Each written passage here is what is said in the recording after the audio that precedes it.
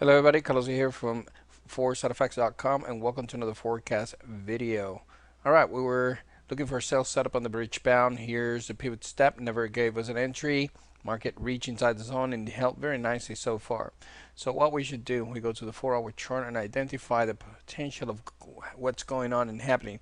You notice here the market just reaching below 20. It looks like the pullback just ended and never gave us an entry opportunity. So what would my suggestion be at this point? Quite honestly, the synergy zone held very good. And in terms of edit wave, I need to assess what's going on in terms of the market. And the way that I see it, it's this could potentially be the end of one of the waves. So I need to identify which of these waves is. Go to the daily chart, and I see here a wave 1, 2, 3, 4, 5, and an extended 5 wave towards the upper side. So if this is true to the expectancy of Elliott wave patterns, I must say that this should hold very nicely and continue towards the downside.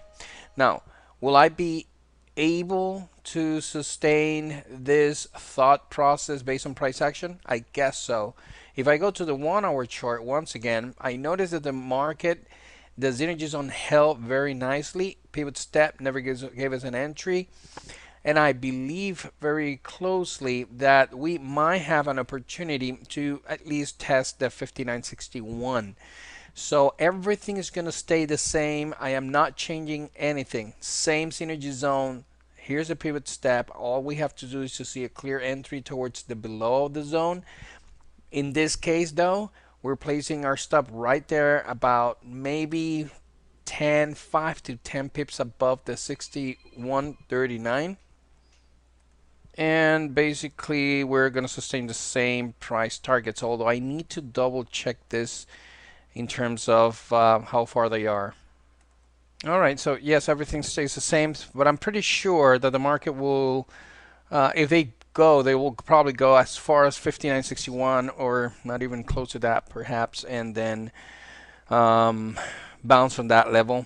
But everything stays the same. We're looking for a sell setup based on price action. Synergism has held very nicely, so everything is intact. None of these areas has been violated, meaning not even the first target or the reversal point of 61.39. So meaning these two levels are the ones in control right now.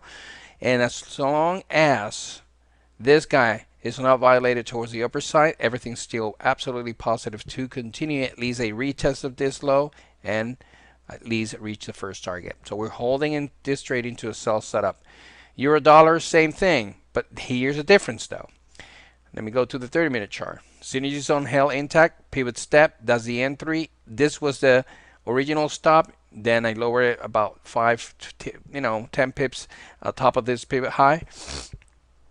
And in this case, it provided us with, let's see, roughly about almost 30 points in profit. But once we got short, stop was here, and we saw some profits immediately.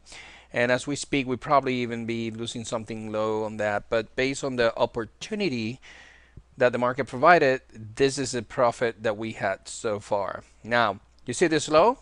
Did not took the previous low. What would that indicate? Any thought process on that? That indicates price action is failing to take the most important low, meaning sideways situation for the continuation of a possible reversal point. It's in here. Okay, so this is exactly what we're expecting. I see a double formation in here. Let's go to the 4-hour chart below 20 and take a look how the MACD is dying out in here. All right, so go back in here. What we should do right now, so if you notice here, it's kind of the same situation as the British pound, isn't it? But the difference though is they broke the pivot step. They failed to take the low, which I think it's exactly what's going to happen on the British pound probably, but they provided us with a profit here. Now we need to stand outside of the market because price action is saying, you know what, this is kind of not working out. It's flatting out. But look what the MACD was telling us since a couple of days ago. warning. So, the downward movement is about to reach a possible halt. So we're going to follow that and stay out of this trade. Australian dollar. On the Australian dollar, we have a no trade, and let me go to the 1 hour chart. You see how the market just drifted downwards, came back toward the problematic area.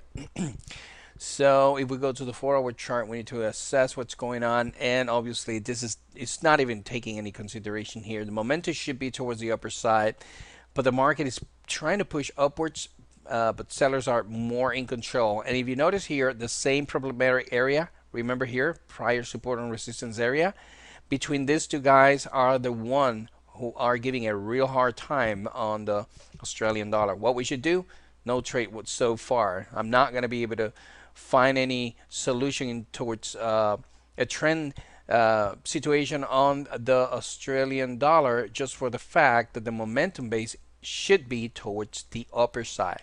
So we should stand outside from it.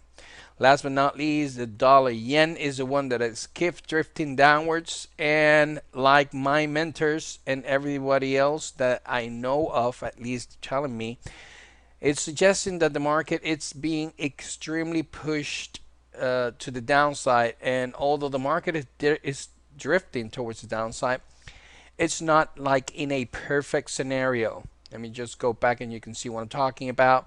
Market jumped down, but the market then dies on sideways, try to push a little bit further down the lows and immediately come back up. So this is not like a very nicely trending market on patterns of movement that we're accustomed to see. Okay, so basically what we are gonna do is stand outside still on the dollar yen, and I'm going to concentrate the opportunities on the other guys that actually moves. That has provided us very nice pips and very nice move by concentrating on the only ones who provides the highest probability, and we can confirm it that we can participate on that market. Makes sense?